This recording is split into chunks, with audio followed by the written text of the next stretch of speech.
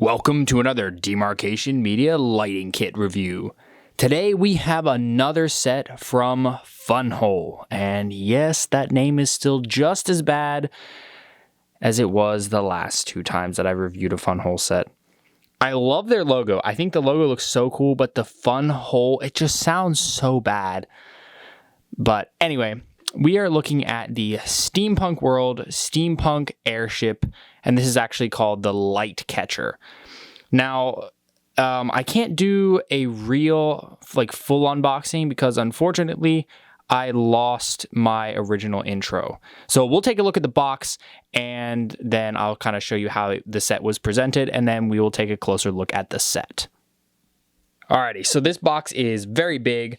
It's filling up a majority of my studio. The cover is really cool. It's more like an actual scene than a box. It feels like I feel like I'm seeing more a piece of art than just box images. We've got the Steampunk World logo down here, 1,641 pieces. Rotate around to the back. We get to see a bunch of stuff that people don't really ever read. And then we see the ship with the lights off and then with the lights on. And then the way that you open this up is you hinge it open like this, kind of like Mega's new boxes. And then inside you will find one of these. This is a box that all the lights and the components for the light kit comes in. I'm always just really impressed by their presentation. It gets better and better every time.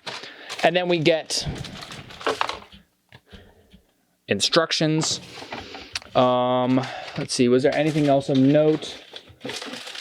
I think that was it. There's also, you get like a customer support card as well. But this really impressed me, having this little box to hold them, because before they were all kind of just in there, all the light kit components. But yeah, really nice box, really nice presentation. And also, just to be clear, Funwhole did send me this set for review, but none of the opinions expressed in this video are influenced by them whatsoever. It is entirely my own. Alrighty, it is all put together. So I actually recruited some of my younger siblings to put this together because I wanted to see how difficult are these sets really to put together. And they did it with pretty much no trouble. The only parts that I had to help with was a little bit of like the wiring and stuff, and then some of the stickers. The stickers were very odd. I'll talk about those later. The wiring was actually the easiest so far out of any of the Funwhole sets that I've looked at. It was very simple to put together, but there were a few issues. There was actually a few issues with just assembling the set, which we will talk about here in a little bit. But before I talk about any of my gripes with this set, I just kind of wanted to show off how huge this is. So for those of you who are Mega fans, that is a Master Chief, and there is a Lego minifigure. So this thing is by no means small. It's actually having a hard time fitting in my studio properly. It is really a magnificent display piece. Like, this is 100% a conversation starter piece. It's so good looking. Very, very well designed. It all looks really nice. And we'll get in and look at some of the details in a minute. But let me just try and give it a little spin here. It's not light either. The design work is very good.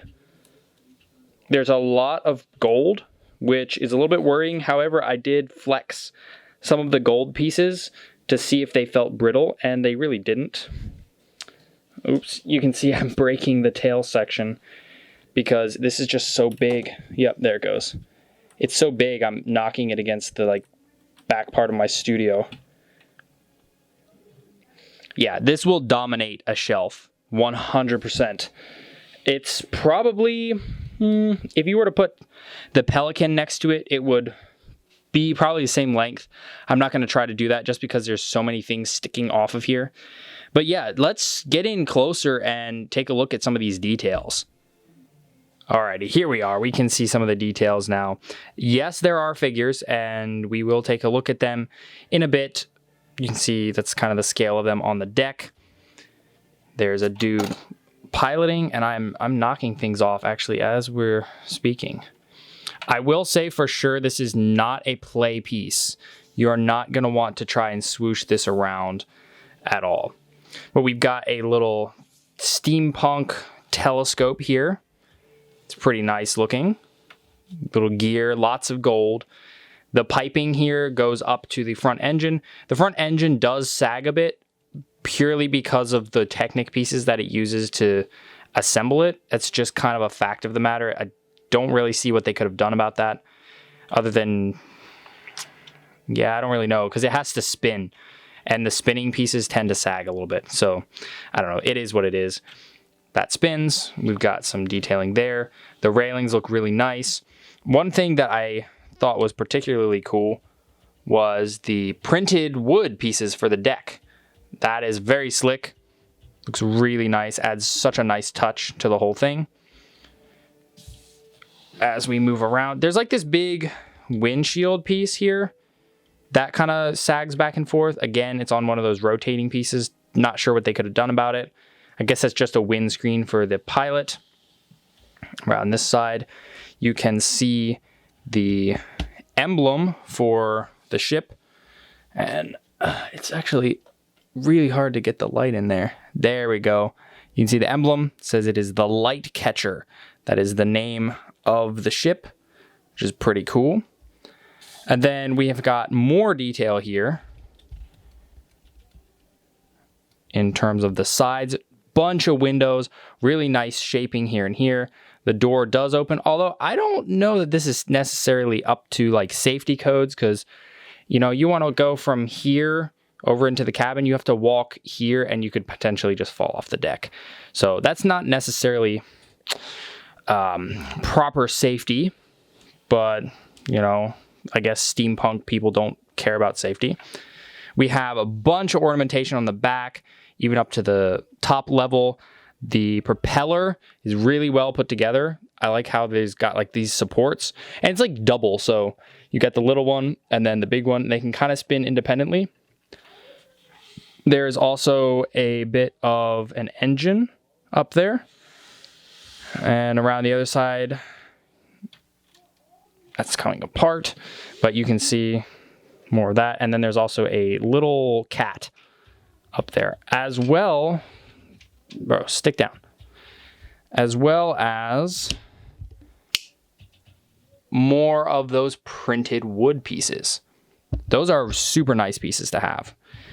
And then, let's see, we've got another Lightcatcher emblem. And then back here is where the battery pack is stored. And we'll look at that in a moment. Got some smoke coming out the back engine here. And this is cool because you can actually articulate it around a bit. And then there's a bit of a view into the cabin. And we will look at that in a moment. But I wanted to kind of come down here, let you see some of the engine detailing down there. You can kind of move those wings and then see the main thruster. Very cool. I like the steampunk style. I'm liking Funwhole's steampunk line. This is the second one that I've looked at, as I said, and it's just aesthetically really, really neat. Okay, so let's take a look at the interior. The roof does come off, but you can't take it too far off because it is connected via the wires here. So we'll just kind of take a peek. There's a lot of detail. It's so hard to like get in there to look, but there's like a little bit of a map, maybe of how their route is going to be. There's a waffle in there, a gear in a display case. Can we get in there anymore? There's a record player. Those are stickers, the majority of them. You can see the wires. There's a little like control lever here. There is the seat. Very big controls. But yeah, that's a really nice looking interior. I just wish there was a bit more of a way to get to it. Maybe if the wall swung out or something. But structurally, that's not really possible. And then getting it lined back up. There we go. Okay. It's not too bad. So yeah, put that on there. There is nice detail. Oh, the door here is put in upside down.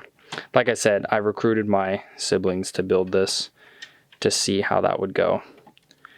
So if you are looking to get this set for a younger builder, then if they're experienced with these parts, they probably won't have too hard of a time.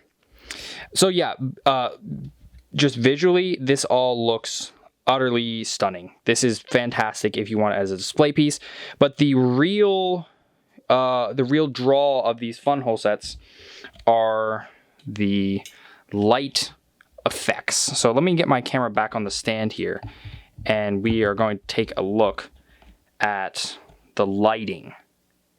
There we go. The studio is almost all dark. We will turn off the last light, and now we are going to reach in and turn on the lights on the ship.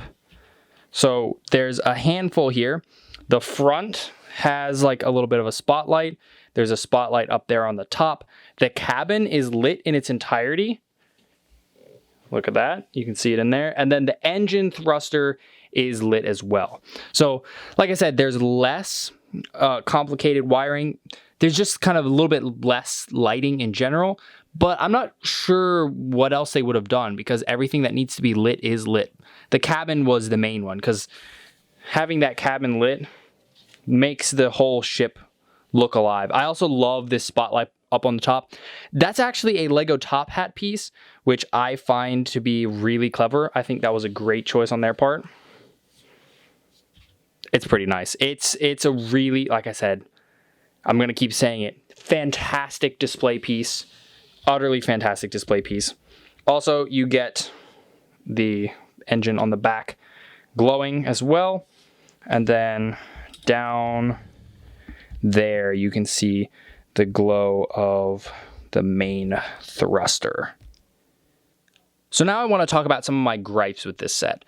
The first thing that I want to really focus on is the way that they did these single studs with the light in them. I had a really hard time putting some of these together, particularly the ones down underneath, the ones near the main thruster at the bottom. They just don't fit. I mean, you can see here the cords kind of make the bricks not fit properly. And that's kind of normal with lighting kits. I think they could probably figure out a way around that eventually. But these, a lot of them, the light was too big, and then there was too much glue for the stud to actually stick. And so I couldn't assemble some parts properly and just had to let the lights kind of float randomly. Like here, let's actually take a look at that. Down here at the bottom, you see that blue light sitting there? That's supposed to be attached so that it pipes through that whole strand there, that whole filament. It's supposed to be glowing through there, but there's so much glue and so much light in there that I can't actually make it fit. That is a problem. I think that's something that they really need to fix, and they really need to fix soon. I don't think that they can afford to let that slip by because that's a pretty bad issue. Making sure I get all these. Oh yeah, the stickers were really difficult. They did this funky in between of a dry transfer decal and a normal sticker. So what you do is you peel this off, and then you have the sticker on this kind of white or this clear film. Then you kind of rub it down and then peel the clear film off. Very difficult. It's very hard to get the sticker on there without ripping it. So that's a bit of a downer to me. And then also the instructions had some errors, and it was a bit frustrating to have to deal with that. So I have bookmarked the section. This was a minor one. Whoops, next page. So you can see there's one of those pieces in the center, and then in the next step, it is gone. That was very confusing for my brothers who were building this. And then later on, you are told to use bag 2, which is the lighting kit, and then use this splitter piece. This splitter piece was stored in bag 3, so you have to open bag 3 to be able to do this step. However, you aren't told to use bag 3 until a couple steps down the line. So those things are a bit of an issue. It makes building the set a bit difficult. In some cases, you literally can't assemble the pieces, which it's really not great. That's way more errors than I've seen in a Funwhole set so far. The other ones that I've built really didn't have those errors. So hopefully this is just a little hiccup and they can fix that soon. Oh yes, and I almost forgot the first issue I ran into. So when you're building the stand, you need this piece right here to be able to actually set the ship on it. Instead of giving us that piece, we were given 3 of these guys, and that really doesn't work because the center stud or the center hole is in the wrong direction. So the stand actually isn't working properly right now. I can't have the ship settled into its position. I really hope this was a localized issue because it actually makes the ship very unsteady on its stand there. But yeah, that was what we were given in place of the right brick. So that was the most frustrating to me, at least, that it doesn't sit properly on its stand, because this thing is heavy and you don't want it to be wobbling around like this. So yeah, that was the disappointments with the set. All just kind of quality control stuff, I guess, in terms of the design. So yeah, hopefully, like I said, this isn't like a long-standing problem. They can iron these out real quick. So now let us go take a look at these figures. Okay, so here are the figures, and they're kind of cursed, but also kind of cute. I'm not really sure where my opinion lands, but they are also named. So we have Captain Henry right here, and then this is Grace, and then this guy is labeled as James, but really we know it's Sir Topham Hatt in disguise, or not even really disguise. He's actually fairly recognizable. It's really Sir Topham Hatt on vacation. I mean, look at that. He's straight from the island of Sodor. It's an interesting system. I gotta say, I don't love the way the faces are shaped. There's this really awkward, like, bump out. So you can see, like, the head is shaped in a very, very awkward way. And I don't really see any point to it. It's just awkward. So if this was more uniform, then I honestly might be okay with these figures. They're kind of funny. They're fairly unique design. The arms kind of cross over a little bit when you move them. It looks kind of funny. The hands rotate. You get a bunch of extra hands, actually. You get a bunch of extra parts in general, but they give you a bunch of pairs of extra hands. And then the way that they are put together is like a single peg, and then it just kind of fits in there like that. So theoretically, you could make them have a waist rotation a little bit if you lift it up. Torso design looks pretty nice. Print around the back too. I like the half like leather vest he's wearing. There's Grace. She looks even more cursed with that funky chin, but she's got an interesting outfit. More print around the back. And then here is Sir Topham Hatt. He's got that hat. There's his eyebrows that get completely hidden by his hat. And he's got his suit. No print around the back. So yeah, interesting style. I would say there's some kinks to iron out. But I feel like getting some knights that look like this would be kind of funny.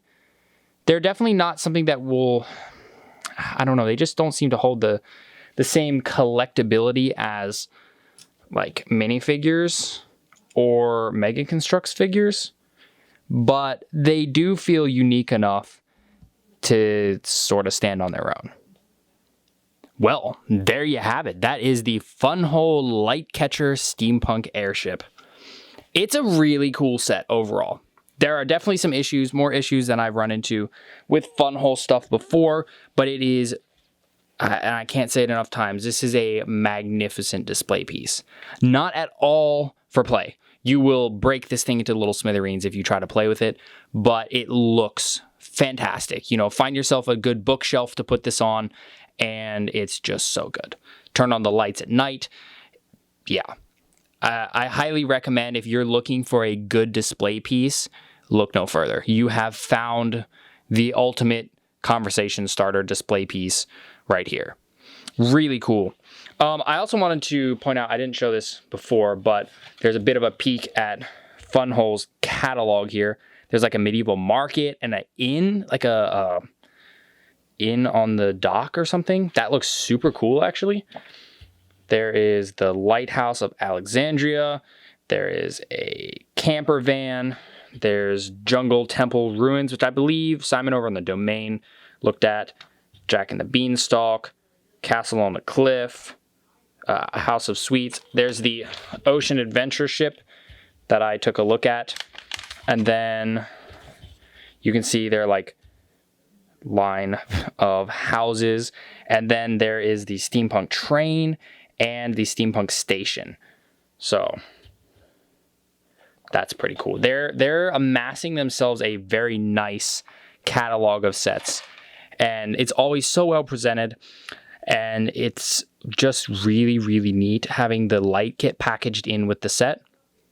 So yeah, I would highly recommend you guys give some of their products a try if you haven't already. Maybe not this particular set. If the steampunk vibe isn't doing it for you, check out some of their other stuff, because there is some really neat things. I love the light stuff added in there. Their bricks are surprisingly high quality, and I say surprisingly not like as an insult to them, but like typically these non-Lego, non-Mega building block brands have really bad quality pieces, but so far they've felt eerily similar to Lego, like only a few ticks off of the same quality level as Lego.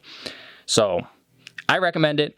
I will put the link to this. This might actually not be out yet, but I will put the link to their site and their Amazon store in the description. I do recommend you check it out. Just know that you may end up with some odd issues here and there. But if you're looking for some nice display pieces, you want to get started with lighting kits, this is a good way to start, because sometimes, just buying a light kit for a set and trying to string it up is hard. But this is specifically tailored towards those light kits, and you shouldn't have any problems jumping right in. Thanks so much for watching. If you enjoyed this video, please leave a like and consider subscribing, and I'll see you next time.